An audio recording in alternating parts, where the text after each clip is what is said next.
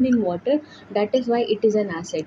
Acids की definition ये है कि acids are those substances which give H plus ions whenever they are dissolved in water. ठीक है. और bases, they are those substances which give OH minus ions when they are dissolved in water. कब? Upon dissolution in water. जब भी आप इनको पानी में डिज़ोल्व करेंगे तो होगा क्या कि एसिड्स जो है वो H प्लस आयंस रिलीज़ करेंगे और बेसिस जो है वो OH माइनस आयंस. अगर कोई substance H plus ions release कर रहा है तो वो एसिड है. अगर वो OH माइनस आयंस रिलीज़ कर रहा है कब? पानी में डिज़ोल्व करने पर, तो वो बेस है. तो होता क्या है कि जब एसिड और बेस कंबाइन करते हैं तो जो कंपाउंड बन रहा है, जो सॉल्ट बन रहा है, उसमें ना तो H प्लस आयंस है ना OH माइनस आयंस है. Fine. So what is happening is that acid is neutralizing the base and base is neutralizing the acid. vice versa हो रहा है. acid base को neutral कर रहा है, यानी acid जो है वो H प्लस आयंस को हो क्या रहा है, जो एसिड का H प्लस और बेस का OH माइनस आयन है वो कंबाइन करके वाटर बना दे रहा है. ये जो देख रहे हुए, ठीक है. तो हुआ क्या कि एसिड एसिड एसिड इसलिए है क्योंकि उसके पास H प्लस आयन है, और बेस बेस इसलिए है क्योंकि उसके पास OH माइनस आयन है. जब ये दोनों ही नहीं रहे, जब ये दोनों ही चीज़ें ख़त्म हो गई और एंड प्रोडक्ट वाटर बन गया, तो इसका मतलब है कि जो एसिड का एसिडिक अफेक्ट था वो न्यूट्रल हो गया और जो बेस का बेसिक अफेक्ट था वो न्यूट्रल हो गया. So what is happening is कि जो एसिड है वो बेस के बेसिक अफेक्ट को न्यूट्रल कर रहा है, और जो बेस है वो एसिड के एसिडिक अफेक्ट मतलब the ability to furnish H plus ions, and basic effect मतलब ability to furnish OH minus ions. जब वो दोनों ही चीज़ें कंबाइन करके पानी बना दिया तो जो एसिडिक अफेक्ट था वो बेस ने न्यूट्रल कर दिया और जो बेसिक अफेक्ट था वो एसिडिक इफेक्ट ने न्यूट्रल कर दिया. So what is happening is कि जो फाइनल कंपाउंड मिला वो ना तो एसिड है ना बेस है. ठीक है. इसीलिए इस रिएक्शन को न्यूट्रलाइजेशन रिएक्शन बोलते हैं. ये क्वेश्चन कई बार पूछा जाता है कि आपको ये तो मालूम है कि न्यूट्रलाइजेशन रिएक्शन क्या है, reaction of an acid and a base to give salt in water, ये न्यूट्रलाइजेशन रिएक्शन है. But why is it called as neutralization reaction? It is because of this reason कि एसिड जो है वो base के basic affect को neutral कर रहा है और बेस एसिड के एसिडिक अफेक्ट को न्यूट्रल कर रहा है, क्योंकि जो कंपाउंड या जो प्रोडक्ट्स हमें मिल रहे हैं वो ना तो एसिड है ना ही base. That is why it is called as neutralization reaction. इसका एग्जाम्पल है जैसे NaOH है. NaOH is a base. इसको अगर आप हाइड्रोक्लोरिक एसिड के साथ रिएक्ट करेंगे तो आपको मिलेगा sodium chloride plus water, HOH या वाटर. ठीक है. तो ये जो प्रोडक्ट है इसमें भी H प्लस और OH माइनस आयंस नहीं है, और ये H प्लस और OH माइनस आयंस के कॉम्बिनेशन से बना है. ठीक है. तो हुआ क्या कि ये बेस है और ये एसिड है. जो प्रोडक्ट बना वो ना ही बेस रहा ना ही एसिड रहा, न्यूट्रल हो गया.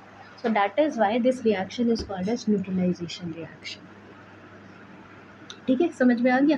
ये जो थियरी मैंने आपको बताई कि एसिड इसलिए होता है, एसिड किसी भी कंपाउंड को एसिड इसलिए बोलते हैं, सब्सटेंस को एसिड इसलिए बोलते हैं क्योंकि वो H प्लस आयंस रिलीज़ करता है, और किसी भी सब्सटेंस को बेस इसलिए बोलते हैं क्योंकि वो OH माइनस आयंस फर्निश करेगा कब? पानी में डिजोल्व करने पर. ये थियरीज़ हैं. अरेनियस थ्योरी है, Bronsted Lowry concept of acids and bases, different theories are there जिनका जिस्ट मैं आपको दूंगी. एक वीडियो बनाऊंगी जिसमें मैं थोड़ी थोड़ी थियरीज़ जो है उनके बेसिक बताते जाऊँगी कि कौन सी थ्योरी जो है क्या बेस बताती है एसिड्स और बेसिस का, तो कि थोड़ा सा आपका फर्दर वो कॉम्पिटिटिव एग्जाम्स के लिए प्रिपरेशन हो सके. बट फॉर नाउ अभी आप इतना ही समझिए कि the reason why it is called as neutralization reaction because the product that you are getting is neither an acid nor a base. It is a salt जिसमें ना तो कोई एसिडिक प्रॉपर्टी है ना कोई बेसिक प्रॉपर्टी है. Right. So this is called as neutralization reaction. अब ये दोनों जो है ये स्ट्रॉन्ग बेस है और ये स्ट्रॉन्ग एसिड है. स्ट्रॉन्ग बेस और ये जो HCl ये स्ट्रॉन्ग एसिड है. ठीक है. ऐसे ही जो सॉल्ट्स बनते हैं, तो जो सॉल्ट बनेगा that will be salt of a strong base and a strong acid. ऐसे ही सॉल्ट्स बनते हैं जिनमें वीक बेस होगा स्ट्रॉन्ग एसिड होगा, या वीक एसिड होगा स्ट्रॉन्ग बेस होगा.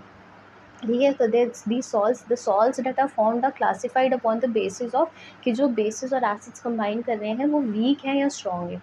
और वीक और स्ट्रॉन्ग होने का मतलब जितना ज़्यादा H प्लस आयंस, अगर कोई एसिड जैसे HCl है, HCl स्ट्रॉन्ग एसिड इसलिए है क्योंकि इसके पास जितने भी H प्लस आयंस हैं वो फर्निश कर देता है पानी में डिज़ोल्व होने पर। ठीक, इसी तरह NaOH स्ट्रॉन्ग बेस है क्योंकि इसके पास जितनी OH माइनस आयंस है वो सब के सब रिलीज हो जाएंगे जब इसको पानी में डिज़ोल्व किया जाएगा। लेकिन कुछ एसिड्स और बेसिस ऐसे भी हैं जो अपने जो पार्शियल डिसोल्यूशन शो करते हैं। पार्शियल डिसोल्यूशन का मतलब कि सिर्फ कुछ ही H प्लस आयंस जो है वो रिलीज़ कर पाते हैं, सारे रिलीज़ नहीं कर पाते। तो जो भी एसिड्स या बेस पार्शियल डिसोल्यूशन शो करेंगे वो वीक एसिड होंगे या वीक बेस होंगे।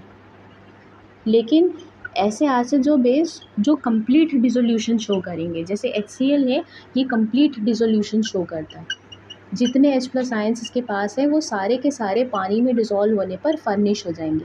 तो ऐसे एसिड्स या बेसिस को स्ट्रॉन्ग एसिड्स या बेसिस बोलते हैं। स्ट्रॉन्ग एसिड या बेस, ठीक है। तो डाइल्यूट और कॉन्सेंट्रेटेड और स्ट्रॉन्ग और वीक एक ही टर्म नहीं है।